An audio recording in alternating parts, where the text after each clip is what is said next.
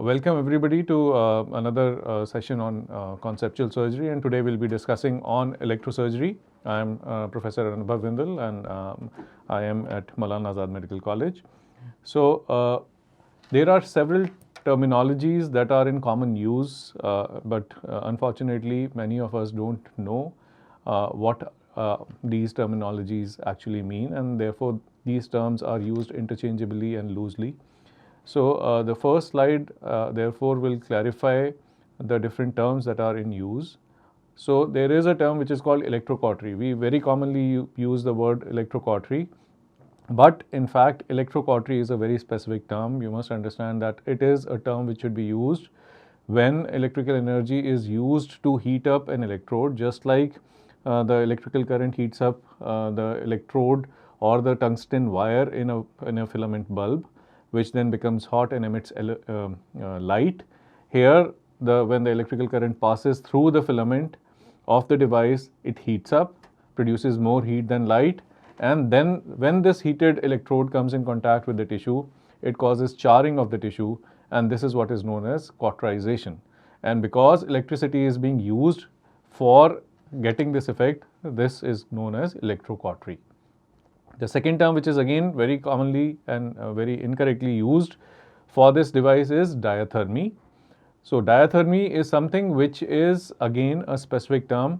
It is in olden days, so the heat is basically used to warm up the tissues without causing tissue damage, and the heat is dispersed over a large area. Now, common uses of diathermy are for injury, where something like hot fomentation, where a pad is applied, a hot pad is applied over the tissues without actually causing any damage to the tissues, and causes a decrease and improvement in inflammation. And the third term, which is of relevance for us for this lecture today, is electrosurgery, which is the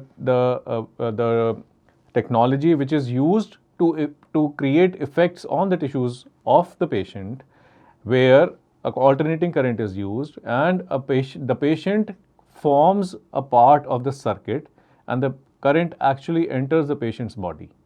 There is no heat produced at the tip of the electrode, and the electrode is cold, unlike electrocautery, where the electrical current heats up the tip and causes damage by the heat effect, which is transferred onto the tissues. So basic physics, what is direct current? It is a current which does not change its polarity. So there are two electrodes, one continues to remain positive, the other one remains negative. Alternating current, in which there are again two electrodes, but the polarity of the current is alternating between the two electrodes. So one is positive and the other one is negative at one instant. At the second instant, they change their polarity. So therefore, you see this sine wave kind of a thing. So alternating current. And the frequency at which there is change in the polarity is known as a frequency of the alternating current. So I've used the term diathermy. This is incorrect. It is actually electrosurgery. So we will stick to the term electrosurgery.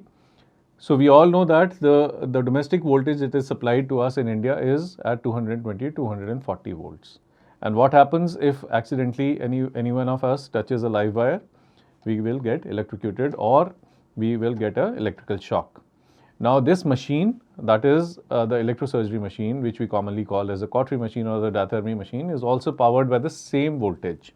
It is plugged in by into the same socket, and then the electricity is passed into the patient. So we have learned that in electrosurgery, the patient forms a part of the circuit, and the electricity is actually flowing through the tissues of the patient, but the patient does not get electrocuted. So what is the trick?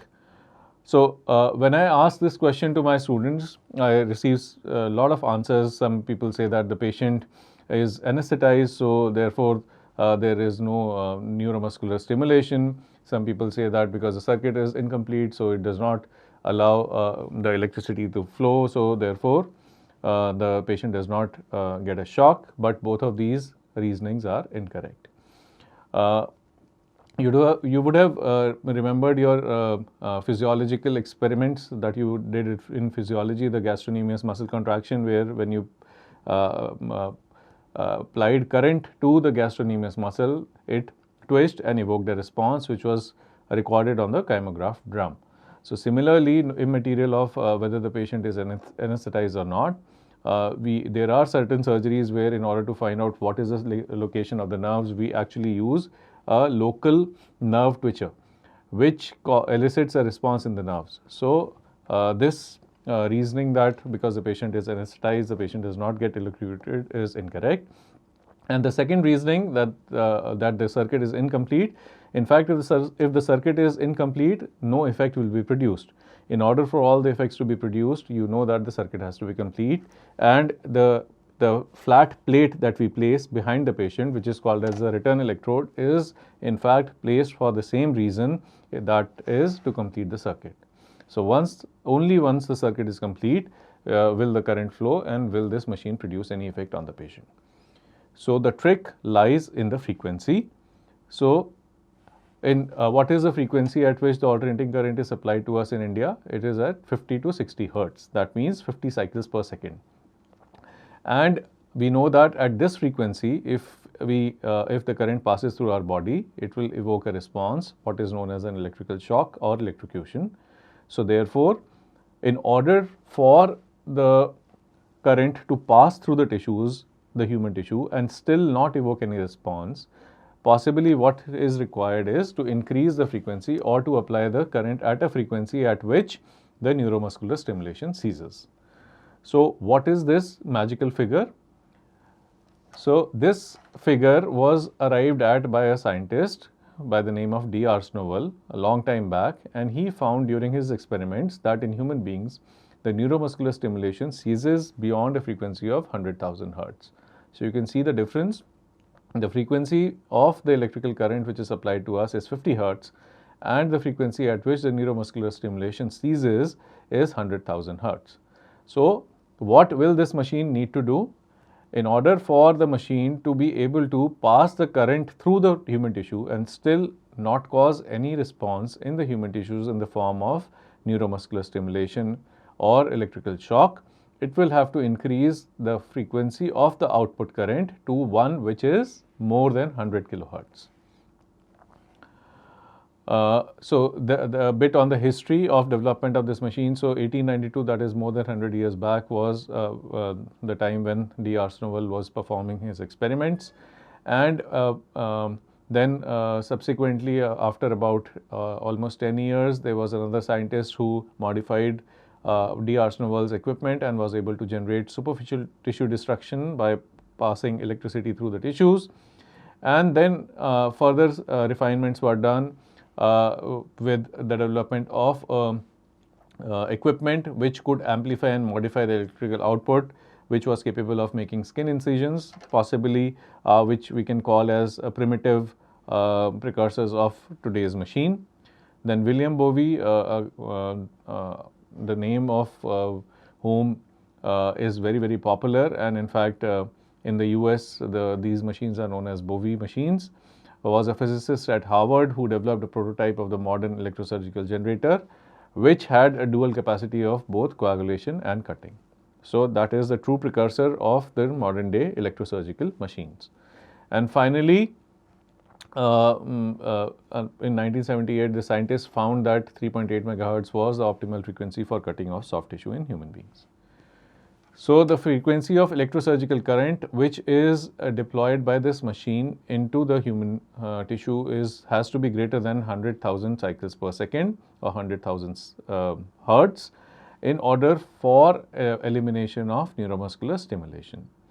And if we want a further safety margin, then it has to be further beyond 100 kilohertz, because 100 kilohertz is the limit beyond which there will not be any neuromuscular stimulation. But if you want to have further safety mechanism or a further safety limit or gap between the lower limit and the frequency at which this machine operates, you will have to increase output frequency further. So the frequency at which most of these modern day machines operate are actually 200 kilohertz to 3 megahertz. So you can see there is a further safety gap of a further 100 kilohertz over and above the lowest limit at which the neuromuscular stimulation would cease in human beings. This diagram shows you the frequency at which the normal day-to-day appliances work. So, household appliances work at the input frequency of 50 to 60 kilohertz. Then muscle and neuromuscular stimulation ceases at 100 kilohertz. Electrosurgical devices operate in the range between 200 kilohertz or 3 megahertz. And this frequency, you all are aware that the FM channels are transmitted in megahertz. So, therefore, this frequency is known as radio frequency because the AM and the FM channels, the amplitude modulated and the frequency modulated channels are transmitted at these frequencies, and so this device operates at a frequency which is same as the radio frequency.